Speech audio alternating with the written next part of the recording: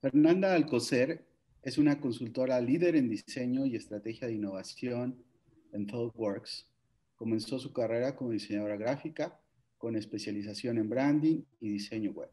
Ha trabajado con clientes en múltiples industrias y ha desarrollado proyectos con organizaciones internacionales como la Fundación Amazonas Sustentable en Brasil. Siempre le ha apasionado resolver problemas utilizando el diseño, particularmente en la intersección de negocios, innovación social y tecnología. Esa pasión la impulsó a obtener su máster en Transdisciplinary Design en Parsons, Nueva York, donde su enfoque fue el diseño como herramienta para crear mejores oportunidades para emprendedores. Su perspectiva, tanto profesional como personal, ha sido influenciada por México, Nueva York y San Francisco. Un gusto tenerte, Fernanda. Me va a costar trabajo no decirte Fer. Está bien, Pero, puedes decir Fer. pero te voy a hacer una pregunta que siempre le hacemos a las personas que han estado aquí en este espacio y es, ¿quién es Fer? ¿Quién es Fernanda Alcocer? ¿Y qué la hace diferente a las demás personas en un contexto profesional? Es una pregunta muy interesante.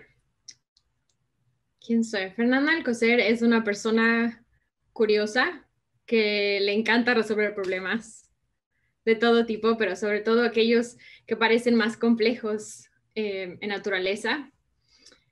Es una persona que le encanta utilizar el diseño como una herramienta para pensar y para analizar esos problemas, no tanto como la solución, sino como la manera de destilar un poquito las piezas que los hacen interesantes. Fernando es una persona que le encanta aprender todo el tiempo, que le encanta ver la perspectiva desde otro punto de vista, empatizar con personas alrededor de ella y entenderlos, inclusive las perspectivas culturales de personas que viven en diferentes partes del mundo. Y eso es Fer, lo que me apasiona. ¿qué crees que te haga diferente? Yo encuentro Uh -huh. muchos matices en lo que podría yo decir, pero me gustaría saber tu óptica de esto. ¿Qué me hace diferente? Creo que lo que me hace diferente es que utilizo las herramientas que tengo de manera poco convencional. No uso el diseño nada más como el resultado de algo, lo uso como el camino a resolver algo. No uso la empatía simplemente como una manera de relacionar, pero sino como una manera de entender y encontrar oportunidades.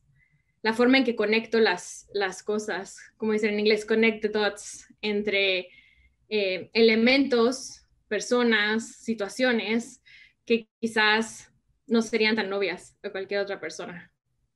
Oye, Fer, déjame traer a la mesa un pedazo de vida, un extracto, que es cuando yo te conocí Uh -huh. en el lugar donde tú tuviste la posibilidad de hacer tu licenciatura y yo tuve la posibilidad de hacer mi maestría. Y nos encontramos en un foro donde yo había platicado un poco de elección de futuro, pero preponderantemente sobre plan de carrera, que es un tema Uh -huh. interesantísimo. Tú eres una persona curiosa, eso me queda muy claro, pero en aquel momento yo te conocí porque tú te acercaste y decías que tú te querías ir a los Estados Unidos. Y yo pues traté de, ya sabes, con nuestras limitadas posibilidades, de encontrar algunos, como tú dices, conectar puntos. Pero en aquel momento yo conocí a una persona que había entendido que el diseño era un buen camino para realizar su vida profesional. Dime una cosa, ¿qué pasó con esa diseñadora? ¿Qué le pasó cuando fue a California, cuando fue a San Francisco? ¿Y qué le pasó cuando fue a Nueva York? Cuéntame un pedazo de cómo sucedió después de que decidiste salir de México para hacer vida profesional en el extranjero. Claro, sí, es un tema súper interesante porque cuando estaba yo en México estudiando diseño gráfico, mi perspectiva del diseño era muy limitada. Era enfocada igual, era diseño gráfico, industrial, textil, era muy especializado y específico. Y cuando salí de México a Estados Unidos con la maestría, la primera vez a Nueva York, se me abrió un panorama completo de las posibilidades que tenía el diseño. Y yo siempre había pensado que el diseño tenía un poder impresionante para cambiar no solo productos o campañas o textiles, pero para cambiar futuros, para cambiar perspectivas, para cambiar negocios. Pero no sabía realmente cómo funcionaba, cómo aplicarlo. Y cuando llegué a Estados Unidos, en Nueva York, con la maestría que estudié, que se llama Transdisciplinary Design, que está muy enfocada a diseño de sistemas, pero no en el contexto de sistemas tecnológicos, sino de pensar en todos los sistemas que nos rodean, el sistema de salud, los sistemas sociales, el sistema político, todos estos sistemas que constantemente estamos conviviendo con ellos, y cómo influenciar, cómo aprender a entender y a usar el diseño como esa metodología para atraer a diferentes disciplinas a resolver problemas mucho más complejos. Entonces ahí fue como un cambio totalmente de panorama, como hacia un aspecto de diseño estratégico, que es como se le conoce acá. Claro. Oye, y dime una cosa, ¿qué es, como tú sabes, en nuestro sector, en el área de la creatividad, siempre ahí nacen impresionantemente los conceptos? Y este diseño transdisciplinario, en pocas palabras, ¿qué es?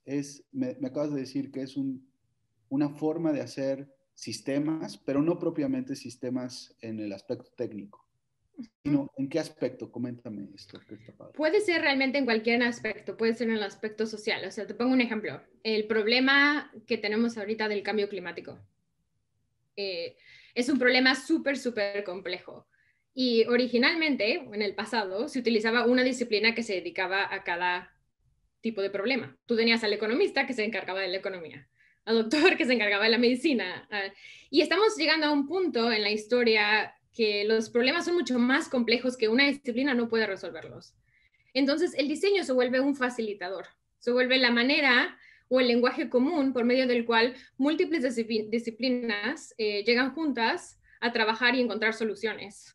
Porque es un problema tan grande que ni siquiera hay que haya una solución, hay varias. Y porque es un sistema, cualquier cosa que tú implementes va a tener una reacción en otra parte de ese sistema. Por lo tanto, es mucho de probar y ver qué funciona y ver cuál es la reacción y entender el feedback, que realmente está muy relacionado con inclusive la forma en que desarrollamos software. Pero en ese aspecto estaba enfocado más a como problemas sociales, se podría decir. Claro. ¿Qué tan complejo es para una persona estar pensando en términos de un entregable para un cliente, para que se coloque al servicio de terrenos comerciales del usuario, y de repente darte cuenta que ese entregable es infinito, que hay una serie de iteraciones que se tienen que hacer, y resulta que el trabajo final nunca acaba, que siempre es perfectible? ¿A ti cómo te vino esto? ¿Qué piensas en relación a estar pensando en términos de un diseñador y luego una persona que puede estar influyendo con su forma de pensar en innovación? A mí la verdad me encanta. Creo que es una analogía muy similar a lo que somos como seres humanos. Siempre estamos evolucionando, siempre estamos cambiando. Nada es permanente, como sabemos en este mundo. Por lo tanto, esa idea de que siempre estás evolucionando un producto, un servicio, un problema o cualquier cosa que sea, tiene mucho sentido para mí. Eso de tener una solución que es final y que no vuelve a cambiar, siento que no va en conjunto con el mundo en el que vivimos y con qué tan rápido las cosas van evolucionando.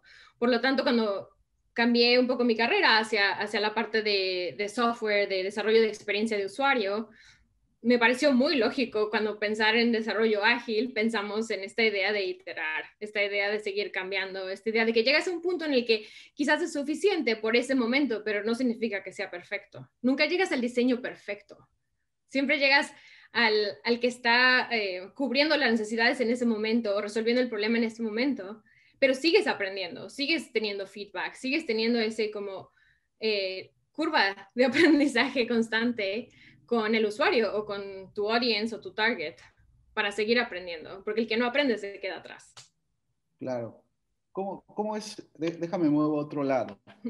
¿Qué tan difícil es para alguien joven estar encajando en una cultura empresarial de San Francisco, tanto en los entornos pues, de la cultura organizacional, tanto en los temas migratorios, tanto en que haya aceptación de una persona que viene a aprender? ¿Qué tan complejo es? ¿Que para ti fue complejo? ¿Por qué no comentas un poquito de esto? Claro, hijo, es un tema bien complejo y como sabes, con la situación política en Estados Unidos, todavía más, ¿no? Y hay varias cuestiones que es como esa parte de la interseccionalidad, de la que hablamos mucho acá en Estados Unidos, pero es la cuestión de que, bueno, para empezar, soy una mujer, entrando en un ámbito que mayormente en el aspecto de tecnología son hombres, o en el pasado han sido la mayoría pues sí, una industria dominada por hombres. Luego está la cuestión de ser mexicana o de venir de otra cultura y que mi lenguaje no es precisamente el inglés, mi primer lenguaje. También fue un problema complicado. Y la tercera era la edad, que yo ahorita tengo 34 años. Cuando yo empecé en consultoría, tenía yo 28, por ahí.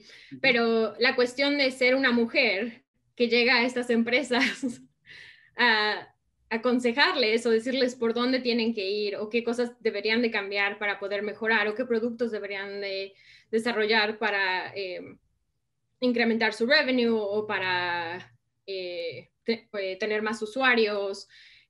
Era un tema difícil porque muchos ejecutivos esperaban a un hombre o a una mujer, como decían, como más con más canas, ¿no?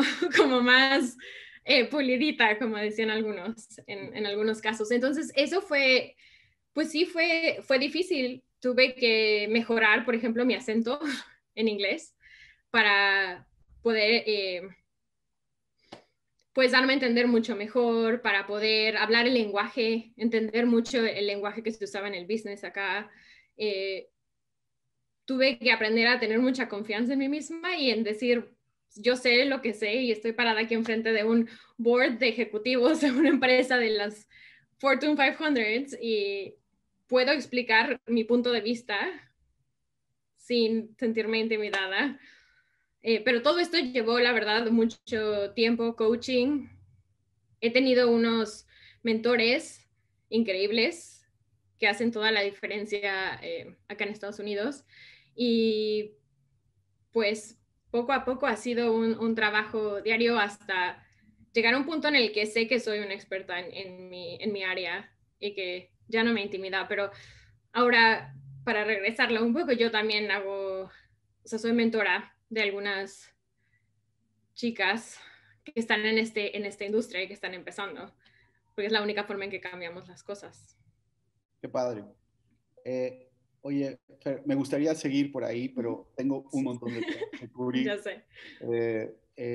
El tema de los proyectos, cuando tú, porque también sé que tú eres emprendedora y estuviste haciendo proyectos individualmente aquí en México y en Estados Unidos, pero cuando tú pasas de llevar proyectos, digamos, en una dinámica de proyectos efímeros que terminan con un entregable y listo, cuando empiezo a trabajar en todo este entorno de productividad americano, que es complejo, ¿no? Porque los americanos y más en San Francisco son muy competitivos.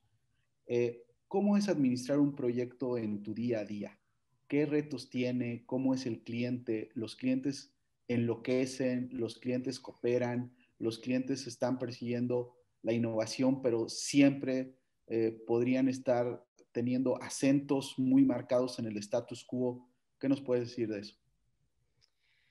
Pues mira, como buena consultora voy a decir depende del caso, porque los proyectos son bastante diferentes dependiendo de qué es lo que estamos haciendo con el cliente y de cuál sea el entregable. A veces el entregable puede ser un producto tal cual que estamos, un producto digital que estamos desarrollando, a veces puede ser una estrategia, a veces puede ser que nada más estemos haciendo lo que le llamamos un discovery, como ayudarles como a entender su entorno y su contexto.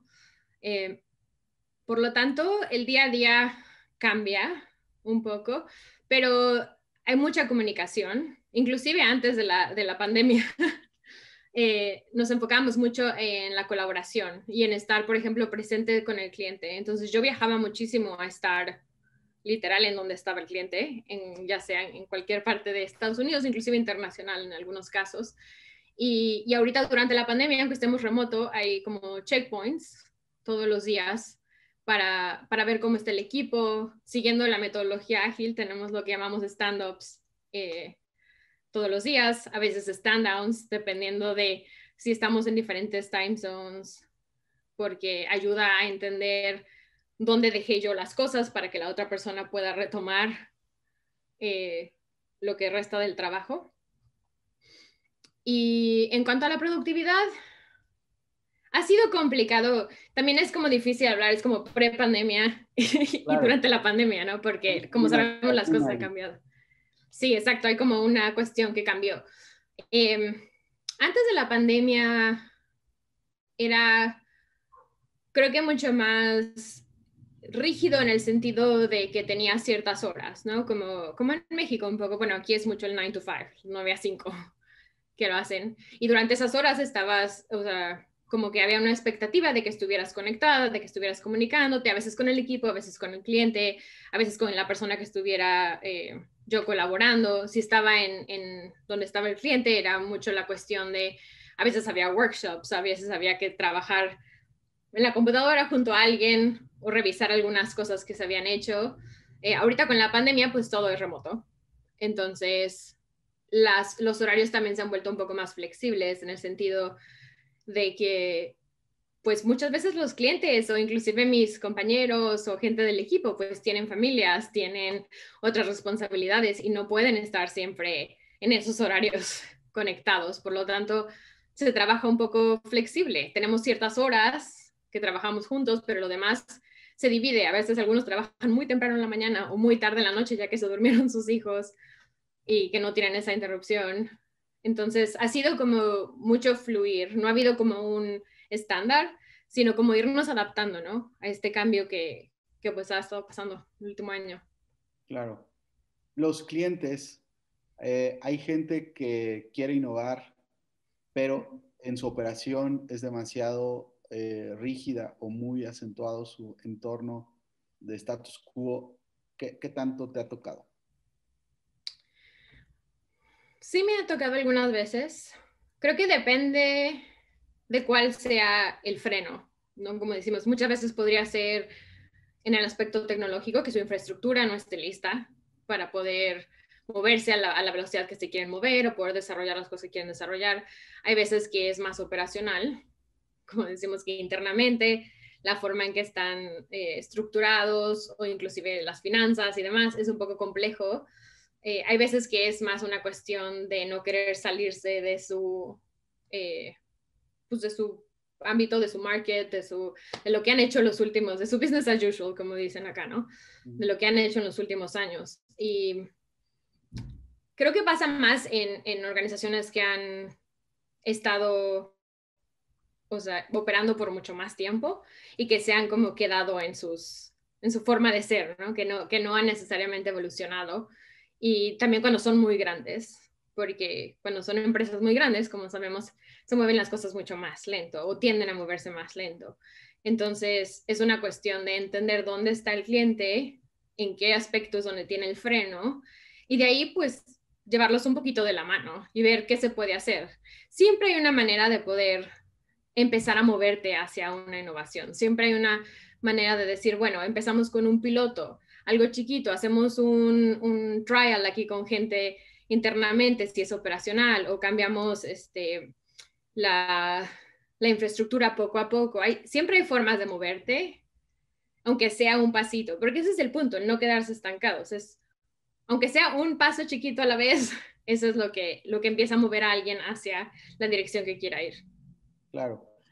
Tú acabas de decir algo que me llamó mucho la atención y además me entusiasmó mucho, que es el descubrimiento.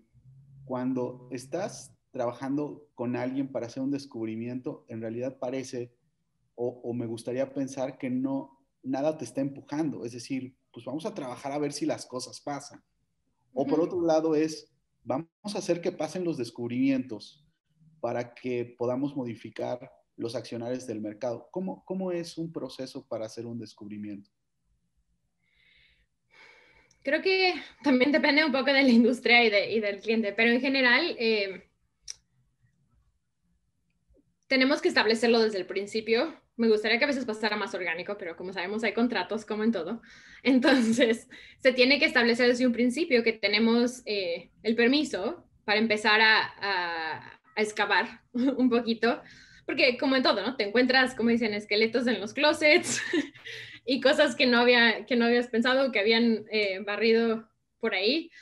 Y entonces tiene que haber ese como compromiso por parte del cliente de decir, les voy a dar el tiempo, el acceso a la gente que necesitemos, porque mucho de ese descubrimiento también tiene que ver con, pues, hablar con la gente que trabaja en esa empresa, no solo con el usuario, tal cual, sino la parte interna, ¿no? Entender a los empleados, entender qué es lo que hacen en su día a día, qué es lo que funciona, lo que no funciona, y en base a eso ir armando como el panorama de qué es lo que está pasando para poder después, pues, proveer una solución hacia dónde movernos. Claro. Cuando haces un proceso, vamos a platicar de design thinking, donde el usuario final, como tú lo decías, es pues la persona a la cual se sujeta incluso a observación y curiosidad, podemos estar vinculables en la forma en la cual experimenta los productos y todo esto. Pero adicionalmente tú tienes otra audiencia y la audiencia es interna en una relación B2B. Sí. Eh, es compleja la segunda relación, supongo, ¿no? Sí, digo, las dos pueden ser complejas, las dos tienen sus complejidades, pero sí, B2B puede ser complicado también por cuestiones obviamente políticas, inclusive dentro de una empresa, como probablemente sabes, que luego hay muchas cuestiones ahí de poder, pues sí, de política y de burocracia, que es un poco complicado navegar. De management, de intereses, de no pisar lo que no se Exacto. debe. Ajá. Y a Oye, fin de cuentas, todos somos humanos, entonces todos tenemos nuestras motivaciones y lo que estamos buscando y las necesidades. Entonces, es la misma forma o el mismo approach que haría a alguien que es un usuario final, porque a fin de cuentas siguen siendo personas y tenemos que empatizar. claro. Oye, Fer, dime una cosa. ¿Te has topado con gente o con momentos en los cuales te has encontrado con una persona que sea una persona relevante en la forma en la que incentiva la transformación en las organizaciones? Puede ser un manager, puede ser un gerente o tú misma, si hay momentos en los cuales tú has influenciado el comportamiento de transformación de negocios. Coméntame un poco de esto, este liderazgo que en algunos momentos has visto. Pues sí, creo que he visto un poco de las dos, tanto yo he influenciado algunas veces y otras veces me he encontrado con lo que llamamos courageous executives, que son los ejecutivos que son valientes, ¿no? Que quieren mover las cosas y están dispuestos a poner un poco el cuello para lograrlo. Y el proceso, pues como todo lo que estamos hablando, es complicado. Igual, cualquier proceso de cambio para el ser humano es un poco desestabilizante. Entonces, cuando tú tratas de hacer un cambio en una empresa, tienes que poco a poco ir jalando a todos a entender y a creer en ese cambio y en esa visión, a creer más en eso que el miedo que tienen. Sí, tiene un poco de sentido, pero y es un proceso de mucha empatía, es un proceso de muchas conversaciones, de mucha transparencia.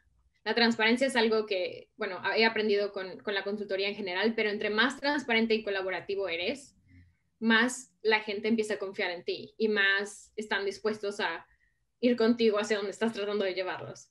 Y entre más te cierras y tratas de hacer todo en una esquina sin la colaboración, entonces más la gente empieza a distanciarse y a no querer colaborar y a no querer ayudarte y entonces tu trabajo como consultor se vuelve una pesadilla. Claro. Entonces...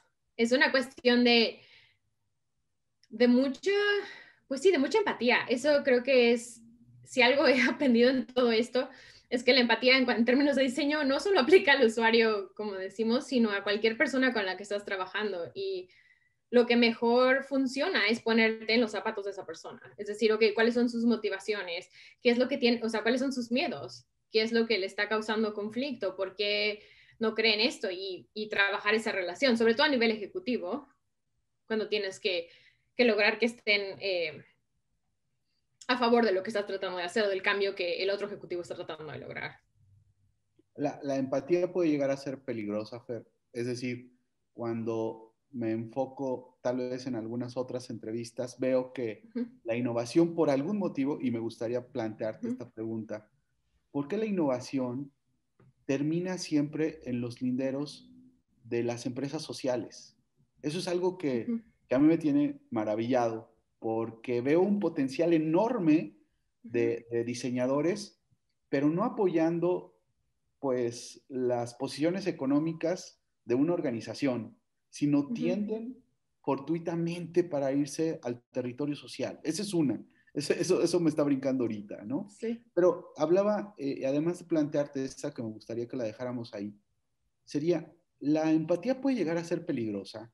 Es decir, en los territorios de la pandemia, cuando tú empiezas a sensibilizar tanto, pues puedes perder la óptica o siempre va a ser positivo hacer empatía en entornos donde hay muchos desempleados, ¿no? Que tal vez vaya a perder su trabajo. O sigue funcionando el territorio de la empatía, incluso en terrenos de pandemia. Me gustaría que nos enfocáramos en la Es una empatía buena. peligrosa y luego que podamos, que me des tu punto de vista en relación al tema del por qué la innovación jala tanto hacia las áreas sociales. Sí, tengo una teoría en eso, pero con la parte de la empatía, creo que es importante encontrar la línea en donde empiezo yo y empiezas tú, porque la empatía es súper importante y creo que inclusive ahorita en términos de pandemia es inclusive más importante porque para poder entender o poder ayudar en cuestión de servicios o productos a personas que están pasando por momentos muy difíciles, tienes que ponerte en sus zapatos, tienes que entender qué es lo que está pasando, las emociones que están sintiendo, las cuestiones del día a día. Pero creo que también es importante diferenciar entre la empatía y un poco la locura, y es el completamente absorber todo lo que la otra persona está sintiendo. Y ahí es donde está la barrera un poco como de protección. Se usa mucho ese término en Estados Unidos, los empaths, ¿no? Las personas que absorben las emociones o lo que están experimentando, pues sintiendo las personas alrededor de ellos.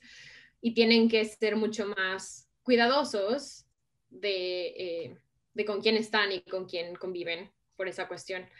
Pero yo personalmente trato de crear una línea de separación. Es importante tener esa empatía y sentirlo, pero también entender que mi vida es separada y que también tengo que separarme como persona por mi salud mental. Claro. Entonces, creo que no sé si hay como mucha empatía el problema, siento que es más el no tener como boundaries, se podría decir, o el no tener esa barrera de protección y de decir, o sea, voy a empatizar para poder ayudarte a resolver ese problema o a resolver o a tratar de ayudar con esa necesidad que tienes, pero también sé que esos sentimientos y lo que está pasando no me lo llevo conmigo. Que como Claro. diseñadores es complicado, no digo que sea fácil, pero se puede crear. Claro. Y con la parte de innovación social, mi teoría que puedo compartir es que creo que la innovación, para que realmente florezca en muchos aspectos, tiene que ser abierta, tiene que ser colaborativa, porque la innovación, si tú te pones a pensar lo que la hace también única en términos muy grandes, porque innovación tiene muchos contextos, pero es el hecho de tener diferentes perspectivas, el hecho de pensar en diferentes maneras. Y muchas veces lo que pasa es que en empresas o el sector privado en general, la innovación se trata de hacer en esta como burbuja mini en la que nadie puede saber porque nos van a robar la idea o nadie fuera de este grupo puede compartir nada con nadie porque va a ser un problema. Y entonces se hace chiquita. Solo hay ciertas personas involucradas en ese proceso.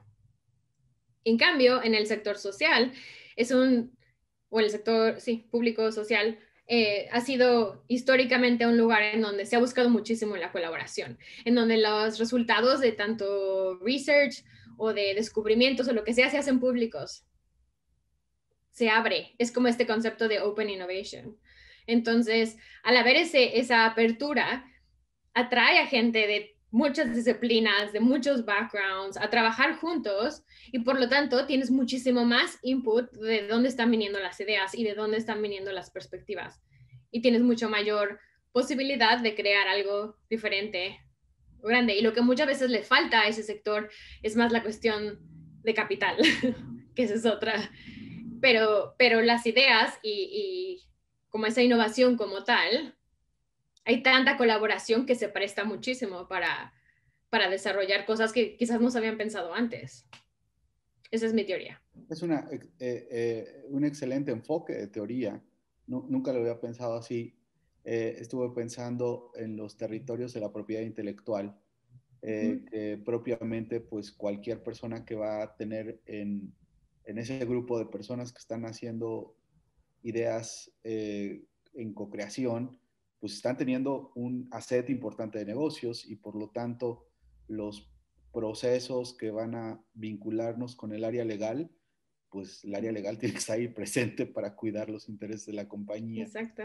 Pero por otro lado, el área legal también se encarga de que las ideas no se esparzan, ¿no? Sí. Y ahora hay como muchos modelos de negocio inclusive que están cambiando un poco eso. Por ejemplo, no sé si has escuchado de las B Corps en Estados Unidos, que es un No, modelo de empresa. platícanos un poquito. El B Corp. No me sé los detalles completos, pero los B Corp son como una empresa for profit, o sea, que hace dinero, pero tienen una responsabilidad mucho más grande social y también del medio ambiente, me parece. Pero tienen como unas cuestiones que tienen que cumplir. Entonces, no son una no gubernamental y no son una empresa normal, pero son un poco una empresa que tiene un compromiso mucho mayor. Y muchas de estas empresas, lo que yo he estado viendo es que están abriendo mucho más ese aspecto de la innovación. Y un ejemplo es Patagonia.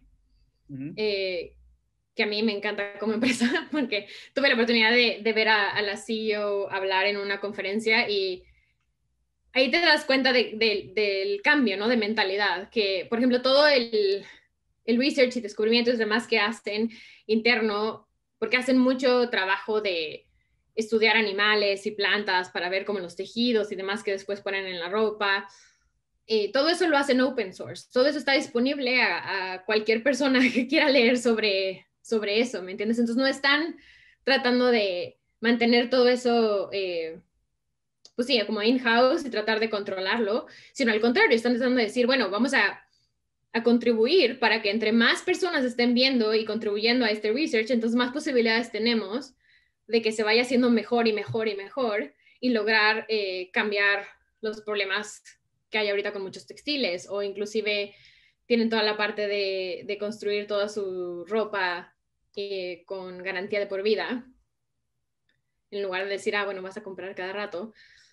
Pero eso me impactó, el hecho de que hablaran tanto de hacer todo público, Claro. de que no es algo que tú dirías, cualquier empresa diría, bueno, si yo acabo de encontrar la fórmula de cómo hacer un wetsuit que replica un poco la piel de las focas, ¿por qué lo voy a hacer open source, no? Claro. Pero ellos es como su proceso y les ha ido súper bien y siento que han podido innovar muchísimo más por eso. Claro. Fer, ¿a quién hay que seguir cuando estamos hablando de personas que tienen una visión de avanzada? Estás hablando del CEO, la CEO de Patagonia. ¿A quién sigues? ¿De qué ideas te alimentas? Estando en San Francisco y estando con un vínculo académico tan fuerte como Parsons. Sí, esa es una muy buena pregunta. Creo que mucho de las ideas que sigo vienen de mi network.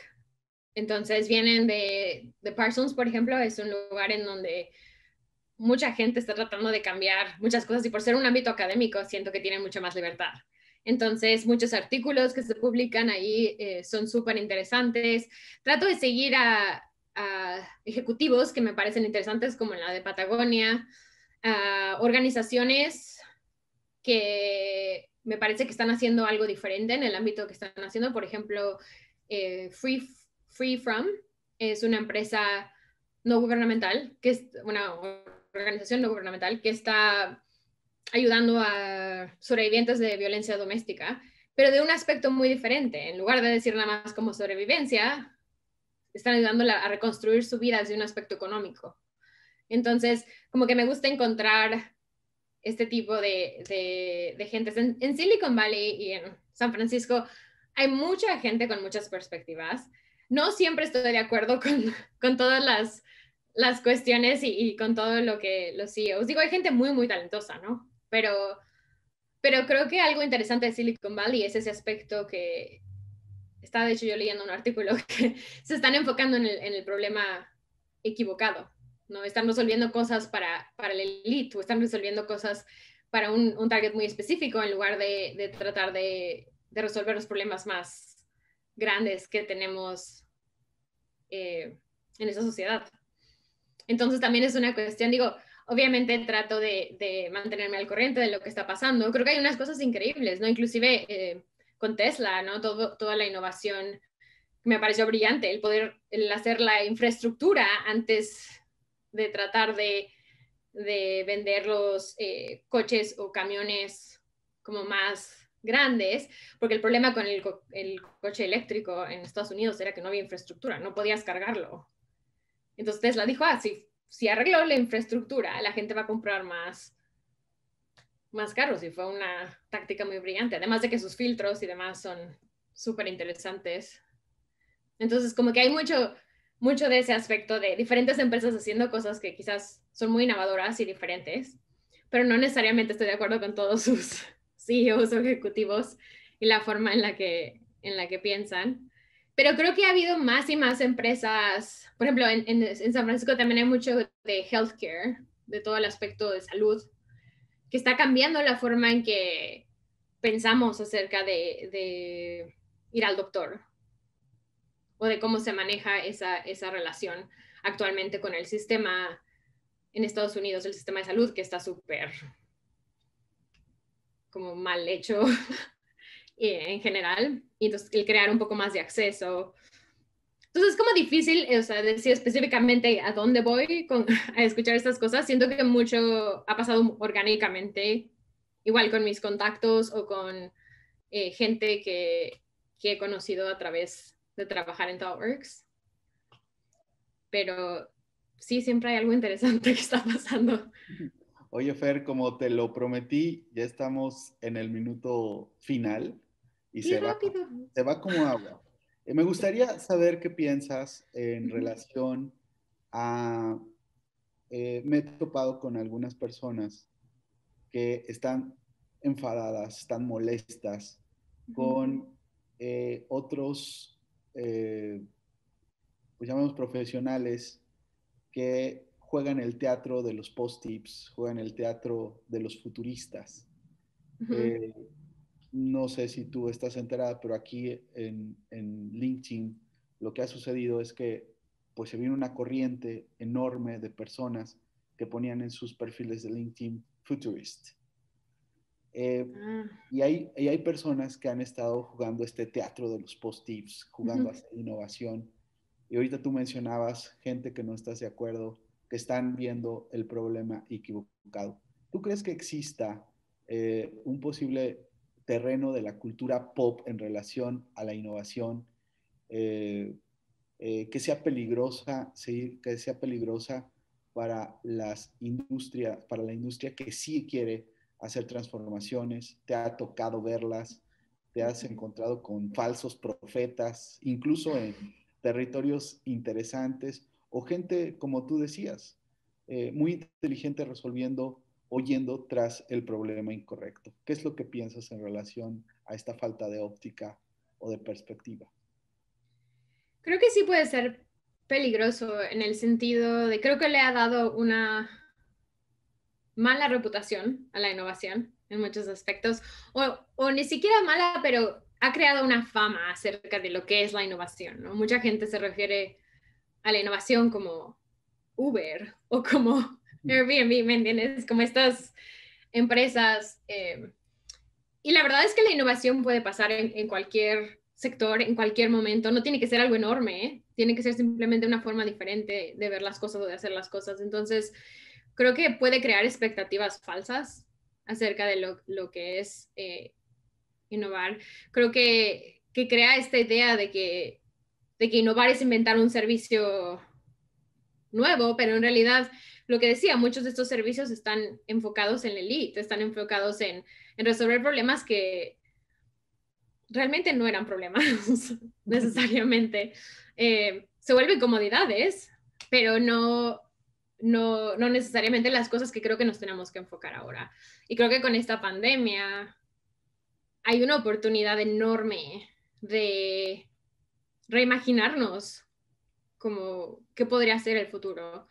Si tú ves históricamente, casi siempre después de un momento negro en la historia, inclusive la plaga y demás, siempre hay un renacimiento, hay un esplendor que viene, hay como esa creatividad, y yo quiero pensar que después de todo esto va a haber un boom de reimaginar cómo podemos vivir, cómo podemos trabajar, cómo podemos relacionarnos, pero no desde el aspecto elitista y típico de Silicon Valley, sino desde un aspecto mucho más humano, quizás es la palabra, de decir, ok, ¿cómo podemos lograr que todos tengamos igualdad de género, de eliminar el racismo, de pensar en nuestro planeta y el cambio climático, de la violencia que pasa todos los días, la inigualdad que existe en México, por ejemplo, bueno, y aquí en Estados Unidos también,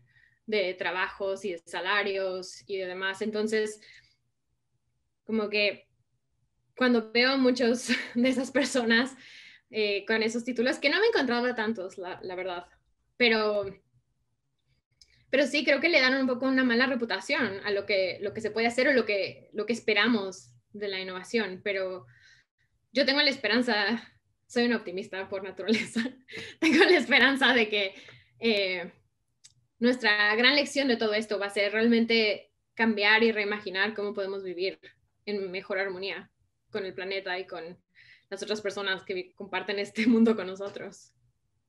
Con esto me quedo, Fer. Muchas gracias.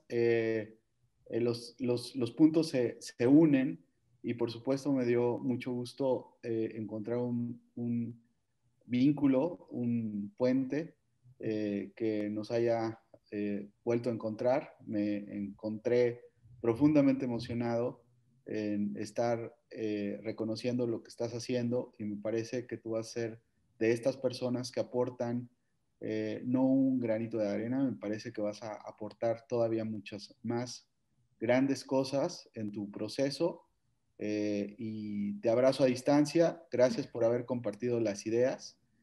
Siempre es un placer estar en contacto con las mismas y más cuando vienen de gente como tú que tiene un pensamiento y una creatividad tan positiva. Muchas gracias. Gracias a ti, Mario. Un placer estar aquí como siempre contigo.